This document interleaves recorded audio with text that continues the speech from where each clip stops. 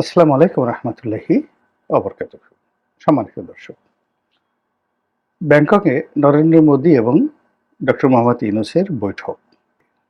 আগামীতে ভারত বাংলাদেশের রাজনীতিতে নাক গলাবে, শেখ হাসিনাকে বাংলাদেশে পাঠাবে, এমনকি শেখ হাসিনার জন্য সার্জিক্যাল স্ট্রাইক করবে, এদেশে সৈন্য পাঠিয়ে তারা শেখ হাসিনাকে ক্ষমতায় বসাবে, অথবা রয়ের বিভিন্ন এজেন্ট যারা রয়েছে তাদের মাধ্যমে রাজনৈতিক অস্থিতিশীলতা তৈরি করে আওয়ামী লীগকে পুনরায় ক্ষমতায় বসাবে। শেখ হাসিনা কি করবেন তার উপর কিন্তু অনেক কিছু নির্ভর করে। তিনি যদি ভালো করেন, তিনি যদি এই সময়টিতে এসেও আত্মোপলব্ধি করেন, তাহলে তার জন্য কল্যাণকর এবং আমাদের জন্য কল্যাণকর। এর কারণ হলো এত বড় একটা রাজনৈতিক দলের নেতৃত্ব এখনো তার হাতে, এবং দেশের ৩৫% মানুষের জনসমর্থন অন্ধের মতো তাকে অনুসরণ করছে। এবং তিনি সত্য বলেন, মিথ্যা বলেন, অনুনয় করেন, বিনিময় করেন, যা কিছু করেন না কেন, তার দলের কর্মী সমর্থক যাদের সামান্য বিবেক বিবেচনা আছে তারা বাদে বাকি সবাই একেবারে ভেড়ার পালের মতো রীতিমতো মাথা ঝুলাচ্ছে। আপা আসেন, আপনার হাতে দেশ নিরাপদ, শেখ হাসিনা আজ আসবে, কাল আসবে, আমরা সবাই এয়ারপোর্টে যাই, সেদিন শেখ হাসিনা আসবে, এরকম একটা যাকে বলে ধোয়া তুলে প্রতি মুহূর্ত সামাজিক মাধ্যম গরম করে তুলছে। তো সেই দিক থেকে শেখ হাসিনাকে নিয়ে নির্মোহ আলাপ আলোচনা করা এবং তার চিন্তা চেতনা কী এবং তার আগামী দিনে কী কী ভয় আতঙ্ক ইত্যাদি কাজ করে সেই বিষয়গুলো নিয়ে আমাদেরকে ভাবতে হবে। এখানে ভারত যদি শেখ হাসিনার জন্য শক্তি প্রয়োগ করতে চায়, তাহলে ভারতকে বাধা দেওয়ার মতো শক্তি এখানে কারো নেই। কোনো গ্লোবাল শক্তি তাকে বাধা দিতে পারবে না। এবং তারা যদি এই কাজটি করে, তাহলে রাশিয়াও তাদেরকে সমর্থন দেবে। আমেরিকা দূর থেকে হম্বিতম্বি করবে, কিন্তু মনে মনে খুশি হয়ে যাবে, এবং এটি ভারতের জন্য খুব বেশি দরকার। তো এটা হলো তার ১ নম্বর আশার বাণী। ২ নম্বর হলো যে এই সময়ের মধ্যে গত ৭ মাসে তিনি প্রমাণ করতে পেরেছেন যে তার চেয়ে বিশ্বস্ত বন্ধু ভারতের নেই, এবং ডক্টর মোহাম্মদ ইউনূস, জামায়াত ইসলামী কিংবা বিএনপি অথবা এই যে ছাত্রদের যে সংগঠন, এদের কারোর সঙ্গে এখন পর্যন্ত ভারতের ন্যূনতম বন্ধুত্বপূর্ণ সম্পর্ক তো দূরের কথা, স্বাভাবিক যোগাযোগটি পর্যন্ত এখন পর্যন্ত হয়নি। এবং ভারত কোনো অবস্থাতেই বিএনপিকে এবং জামাতকে আস্থায় নিতে পারছে না। তারা এখনো পর্যন্ত বিকল্প হিসেবে আওয়ামী লীগের কথাই চিন্তা করছে। এখন শেখ হাসিনা বিহীন বা শেখ হাসিনা সহ এটি পরের বিষয়। তারা এখনো পর্যন্ত আওয়ামী লীগের ব্যাপারে যে দৃঢ়তা তারা দেখাচ্ছে, এবং নির্বাচনে আওয়ামী লীগ বিহীন নির্বাচন হবে না, এই ব্যাপারে তারা যে চাপ প্রয়োগ করছে বিভিন্ন অ্যাঙ্গেল থেকে, এটি শেখ হাসিনার জন্য দ্বিতীয় সফলতার কথা। তৃতীয়ত হলো বর্তমান সরকারের ব্যর্থতা। বর্তমান সরকারের সীমাহীন ব্যর্থতা তাকে উল্লসিত করছে, তাকে আশান্বিত করছে এবং তাকে ফিরে আসার জন্য স্বপ্ন দেখাচ্ছে। ৪ নম্বরে যেটি রয়েছে সেটি হলো তার উন্নয়ন কর্মকাণ্ড। এখন দিন যত যাচ্ছে মানুষ তার এই উন্নয়ন কর্মকাণ্ডের কথা স্মরণ করছে। এক্সপ্রেসওয়েতে যাচ্ছে, শেখ হাসিনার কথা মনে হচ্ছে। পদ্মা সেতু দিয়ে যাচ্ছে, শেখ হাসিনার কথা মনে হচ্ছে। মেট্রো রেলে চড়া হচ্ছে, শেখ হাসিনার কথা মনে হচ্ছে, ইত্যাদি আরও অনেক কিছু। কিন্তু এর পেছনে যতই দুর্নীতি অনিয়মের কথা আমরা বলি না কেন, পাবলিক কিন্তু সেই কথাগুলো খাচ্ছে না। এই গেল যাকে বলা হয় তার ৪ নম্বর সম্ভাবনা। ৫ নম্বরে হলো যে আমাদের দেশের জনগণ শাসক হিসেবে যে ধরনের মানুষ চায়, শেখ হাসিনার মধ্যে সেই গুণাবলীগুলো ছিল। এবং এই যে শেখ হাসিনার দৃঢ়তা এবং তার জিদ, তার কাজ করার ক্ষমতা, তার দ্রুত সিদ্ধান্ত গ্রহণ করার ক্ষমতা, ক্ষতি করার ক্ষমতা, উপকার করার ক্ষমতা। তিনি যদি বলতেন যে আজকে আমি অমুক জায়গাতে একটা গ্রাম তৈরি করে দেবো, ২৪ ঘন্টার মধ্যে তিনি সেই গ্রাম, ডিসি-এসপির সব দৌলতে ২৪ ঘন্টার মধ্যে বাস্তুহারাদের জন্য একটা গ্রাম তৈরি হয়ে যেত। তিনি রাজনীতিতে সারপ্রাইজ দিতে ভালোবাসতেন। এই জিনিসগুলো মানুষজন খুব পছন্দ করে। নাটকীয়তা ভীষণ রকম পছন্দ করে।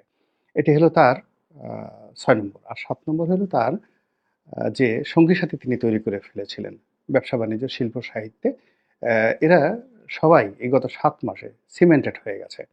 তারা বুঝতে পেরেছে যে আওয়ামী লীগ ছাড়া তাদের কোনো গতি নাই। তাদেরকে মরে যেতে হবে, অস্তিত্ববিহীন হয়ে পড়তে হবে, অথবা আওয়ামী লীগকে সাহায্য এবং সহযোগিতা করে তাদেরকে সেই আওয়ামী লীগের সাথেই থাকতে হবে। এই জিনিসগুলো তারা কিন্তু এখন মনে করছে ব্যবসায়ীরা। তো এই ব্যবসায়ীদের এই মনোবৃত্তির কারণে, কবি সাহিত্যিকদের মনোবৃত্তির কারণে, সাংবাদিকদের মনোবৃত্তির কারণে বিশাল একটা প্রেশার গ্রুপ সারা দুনিয়াতে তারা ছড়িয়ে পড়েছে, এবং যার অবস্থানে থেকে শেখ হাসিনার জন্য সাহায্য করছে। এখন ৭১ টিভির যারা সাংবাদিক, সেই নবনেতা চৌধুরী থেকে শুরু করে অন্য যারা রয়েছেন, তারপরে শেষে বিভিন্ন পত্র-পত্রিকায় যারা সাংবাদিক ছিলেন তারা, যে সকল ব্যবসায়ীরা পালিয়েছেন তারা, তাদের আত্মীয়স্বজন সবাই মিলে শেখ হাসিনার জন্য একটা ডিশ তৈরি করছেন। ফিরে আসার জন্য একটা অ্যান্টেনা তৈরি করছেন। তাকে ক্ষমতায় বসানোর জন্য আরেকটা নতুন চেয়ার তৈরি করেছেন এবং এই জিনিসটি শেখ হাসিনার জন্য একটা বিরাট আশার আলো। আ বিদেশি মেহমান ভারতে থাকেন।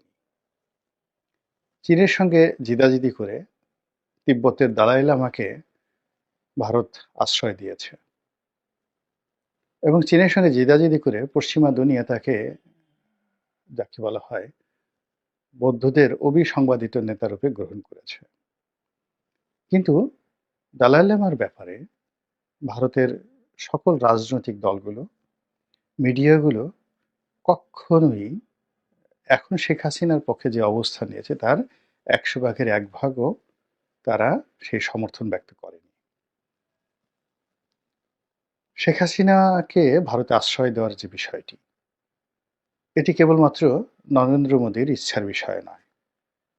এর সঙ্গে ভারতের সকল রাজনৈতিক দল, যারা ক্ষমতার দিল্লির নিয়ামক, কংগ্রেস, বিজেপি, এই সকল দল, এর বাইরে বিভিন্ন প্রদেশে বড় বড় যে দলগুলো রয়েছে, তারা সবাই সম্মিলিতভাবে বৈঠক করে শেখ হাসিনাকে আশ্রয় দেওয়া, প্রশ্রয় দেওয়া, এই সকল বিষয়ে তারা সিদ্ধান্ত নিয়েছে। তারপর এই শেখ হাসিনার সঙ্গে ভারতের সম্পর্ক, আওয়ামী লীগের সঙ্গে ভারতের সম্পর্ক এবং এই মুহূর্তে ডক্টর ইউনূসের সাথে ভারতের অসম্পর্ক, খারাপ সম্পর্ক, এবং ডক্টর মোহাম্মদ ইউনূসের এই সময়টি কেন ভারতের জন্য ভয়ঙ্কর বিপজ্জনক তা নিয়ে অবিরতভাবে ভারতীয় গণমাধ্যম যে প্রচার চালাচ্ছে, প্রোপাগান্ডা চালাচ্ছে এবং ইতিমধ্যে তারা বেশ কিছু গুরুত্বপূর্ণ সিদ্ধান্ত নিয়েছে। তারা ভিসা বন্ধ রেখেছে, সীমান্ত বন্ধ রেখেছে এবং অনেকগুলো, বিশেষ করে গাড়ির যে যন্ত্রাংশ, এগুলো রপ্তানি বন্ধ রেখেছে। বোঝার চেষ্টা করুন, আমাদের দেশে যে ট্রাকগুলো চলছে, টাটা, অশোক লেল্যান্ড, তারপরে সুজুকি, মারুতি, এরপর মোটরসাইকেলের যে বাজার, মোটরসাইকেলের বাজার অলমোস্ট 99%ই বলতে গেলে ভারতীয় কোম্পানিগুলোর দখলে। সেটা ইয়ামাহা বলেন, হুন্ডা বলেন বা রয়্যাল এনফিল্ড বলেন, পুরোটাই এখন বন্ধ করে রেখেছে। এরপর আমাদের দেশে যে ইলেকট্রনিক্স মার্কেটগুলো আছে, সেই ইলেকট্রনিক্স মার্কেটের বড় বড় যে ব্র্যান্ডগুলো, আমেরিকান ব্র্যান্ড যেমন ওয়ার্লপুল আছে, ইভেন কোরিয়ান ব্র্যান্ডগুলো, চাইনিজ ব্র্যান্ডগুলো, তারাও অনেক প্রোডাক্ট এখন দিল্লি থেকে বা হলদিয়া বন্দর থেকে শিপমেন্ট হয়ে বাংলাদেশে আসছে। তো এই জিনিসগুলোতে তারা বাধা সৃষ্টি করেছে এবং তারা শেখ হাসিনাকে ফেরত দেবে না, সরাসরি বলে দিয়েছে। এখন এই বিষয়গুলো নিয়ে আমাদের দেশে খুব গুরুগম্ভীর সিরিয়াস আলোচনা হচ্ছে না। আমাদের দেশে কি নিয়ে আলোচনা হচ্ছে? সমন্বয়করা কয় দফা ঘোষণা করলেন, তারা সংবিধানকে কিভাবে ছুঁড়ে ফেলে দিবেন, তারা কিভাবে গণভবন থেকে শেখ হাসিনাকে তাড়িয়েছেন, কিভাবে তারা হাইকোর্টের বিচারপতিদেরকে পদত্যাগ করতে বাধ্য করেছেন এবং কিভাবে তারা আগামীতে ডক্টর মোহাম্মদ ইউনূসের উপর নিয়ন্ত্রণ প্রতিষ্ঠা করবেন এবং কিভাবে বঙ্গভবন থেকে জনাব চুপ্পু সাহেবকে তাড়াবেন, এই বিষয়গুলো নিয়ে পক্ষে বিপক্ষে নানা আলাপ আলোচনা হচ্ছে। এর বাইরে কিছু অতিরিক্ত কল্পনাপ্রসূত বিষয় নিয়ে আলোচনা হচ্ছে। পাকিস্তানের সঙ্গে বাংলাদেশের সম্পর্ক এবং পাকিস্তানের সাহায্য নিয়ে, সহযোগিতা নিয়ে আমরা কিভাবে ভারতকে মোকাবেলা করব, আমাদের মিলিটারি শক্তি কি করে ভারতের সাথে ভবিষ্যতে যুদ্ধ করবে এবং আমাদের যে ইয়াং ফোর্স, তাদেরকে মিলিটারি ট্রেনিং দিয়ে কিভাবে ভারতের মুখোমুখি আমরা দাঁড় করাবো, এগুলো নিয়ে রিটায়ার্ড আর্মি অফিসারদের মধ্যে অনেক নামকরা জেনারেল তারা প্রতিনিয়ত বক্তব্য দিচ্ছে এবং বাংলাদেশে কালেমার পতাকা, লা ইলাহা ইল্লাল্লাহু মুহাম্মাদুর রাসূলুল্লাহ, এই কালেমার পতাকা উড়ছে পথ করে, এবং ফিলিস্তিনি জনগণের পক্ষে এখানে যুদ্ধ করার জন্য একটা বিরাট জনমত তৈরি হয়ে গেছে। এবং যারা ধর্মীয় সংগঠন রয়েছেন তারা নিজেরা আলোচনা করছেন যে আল্লাহ রাসূল হুজুর পাক সাল্লাল্লাহু আলাইহি ওয়াসাল্লাম যে হিন্দুস্থানে মুসলমানদের যে বিজয় সূচিত হবে, গাজওয়াতুল হিন্দ, এটির যে ইঙ্গিত দিয়েছেন ওটি শুরু হয়ে গেছে, এবং এটি বাংলাদেশ থেকে শুরু হবে, এবং বাংলাদেশ থেকে এটা সোজাসুজি দিল্লি হয়ে, আফগানিস্তান হয়ে, পাকিস্তান হয়ে একেবারে বাইতুল মুকাদ্দাস পর্যন্ত পৌঁছে এরপরে মক্কা মদিনা পর্যন্ত পৌঁছে যাবে। তো বোঝার চেষ্টা করুন, 18 কোটি মানুষের মধ্যে যদি এটা বিরাট অংশ এইভাবে চিন্তা ভাবনা করে তাহলে কি পরিণত হতে পারে। অবাক করার ব্যাপার হলো যে একটা সময় মধ্যযুগে পৃথিবীর সবচেয়ে বড় একটা সাম্রাজ্য মুসলমানরা প্রতিষ্ঠা করেছিল মধ্য এশিয়াতে, যেটির নাম ছিল খাওয়ারেজম ডাইনেস্টি। ওই সময়টাতে তারা ছিল পৃথিবীর 1 নম্বর, যাকে বলা হয় পরাশক্তি, আজ আমেরিকার মতো। আজকে রাশিয়ার একটা বিরাট অংশ, সমগ্র মধ্যপ্রাচ্য, ইরান, এরপর চীনের বিরাট অংশ। এই যে এখনকার যে উইঘর মুসলিম দেখেন, এই পুরো এলাকাটা খাওয়ারেজম ডাইনেস্টির আন্ডারে ছিল। তো এই খাওয়ারেজমদের সঙ্গে যখন যুদ্ধ শুরু হলো, যাকে বলা হয় চেঙ্গিস খানের, এবং চেঙ্গিস খান যখন আক্রমণ করলেন তখন এই যে ইলিউশন, বেশিরভাগ খাওয়ারেজম সৈন্য, অর্থাৎ মানে শুধুমাত্র রাজধানী যে কাশগড়, সেখানে তাদের যে সৈন্য ছিল সেই সৈন্য যদি খালি অস্ত্র হাতে তুলে নিত, সঙ্গে সঙ্গে কিন্তু উইদিন 4-5 ঘন্টার মধ্যে চেঙ্গিস খানের বাহিনী শেষ হয়ে যেত। তখনও পর্যন্ত চেঙ্গিস খান কিন্তু ওইরকম কোনো গ্র্যান্ড ভিক্টরি করেনি।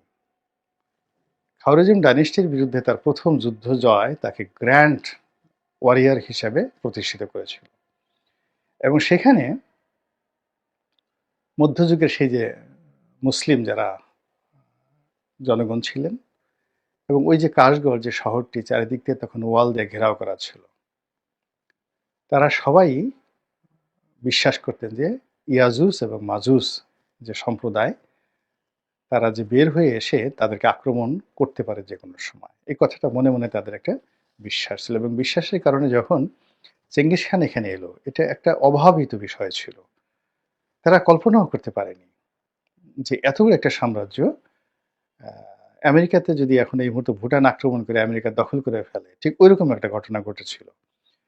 তো যখনই সেই তাদের ওয়ালের কাছাকাছি পৌঁছে গেল, তখন তারা মনে করলো যে এরা ইয়াজুজ এবং মাজুজের আক্রমণের শিকার হয়েছে।